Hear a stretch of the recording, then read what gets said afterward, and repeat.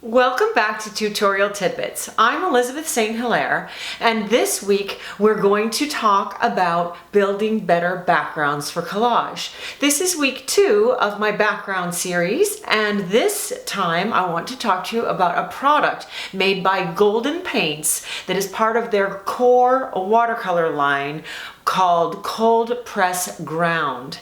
Now, a ground is something that you paint on. It's a surface to paint on. It's not a primer. So we're going to have 2 layers of white gesso over the board before a layer of cold press ground from the core watercolor line of Golden Paints. And this is a very gritty surface. It's got a lot of tooth and it's very gritty, and it's going to give us a whole different effect when we paint and sketch on it than we would if we were just simply working on gesso. So let's go experiment with this product and see what kind of results we get. Today I'm experimenting with a background that I put over my gesso on this wood panel, and that is a product made by Golden, and it's part of their core watercolor line, and it is a ground that is called cold press ground. It's very rough and toothy. It's opaque. It comes out white. I put it over my white gesso, and it's given me this really nice rough tooth on the background, and that is so that you can paint watercolors with it. But I'm experimenting with it as a ground for painting with fluid acrylics my background of this raven. I've got my wet box Stay Wet palette set up from Masterson. That's like one of my favorite tools. All the tools and supplies in this tutorial will be on my Amazon shopping list, and that link is below. I'm going to start out with a watery brown and see how it takes to the golden ground. It's much different than painting on gesso. This has got a lot of tooth, and it's sort of taking the paint like paper.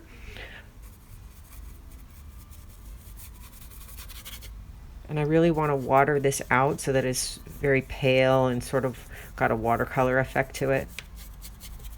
So I'm working quickly. This is probably a blend of quinacridone, nickel azo gold, and maybe a little bit of burnt sienna. It's on my palette, so I'm not exactly sure.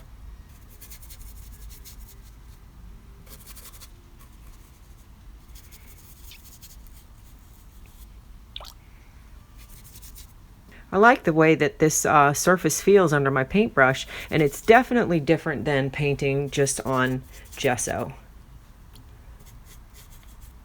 I'm going to blend this out to the edges. I've got a little orange next to my azo gold on my palette, so I'm going to sort of let that come in here. Another thing we can do is come back in with the paper towel with the fluid acrylics and lift some of this while it's still wet. That'll give us sort of a nice faded edge. You have to work quickly for this to work. You got to get it while it's wet. And this is where I call the push and pull. You put some in, you take some away, you put some back until you sort of get it how you like it. I don't want to leave a white background, but I don't want it to be too dark. I'm trying to stay neutral. But letting some areas of it be darker than others is nice, a little variation. And we're just talking about the background in this tutorial, so I'm not going to get into the crow, but we're just talking about how to make interesting background for collage.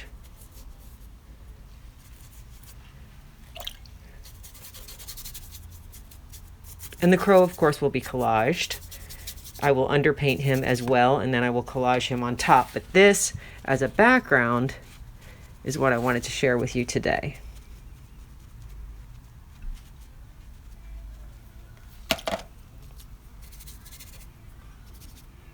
I'm going, of course, in the brown orange shade. You could do this with blue and make it like a sky back there.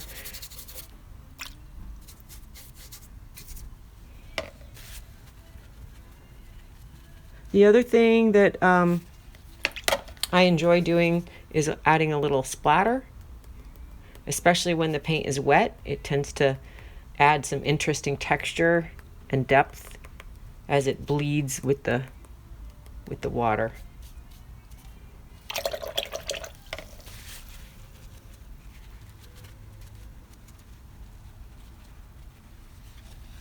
So there you have it. There's a quick demonstration, a little tidbit tutorial on how to use the cold press ground by Golden Core watercolor products to create a nice toothy ground for painting with acrylic. I'm using acrylic. Of course, you could use watercolor or different mediums, but I think that this is a really beautiful, soft watercolor style background for my collaged crow. Happy Friday, and thank you for being here.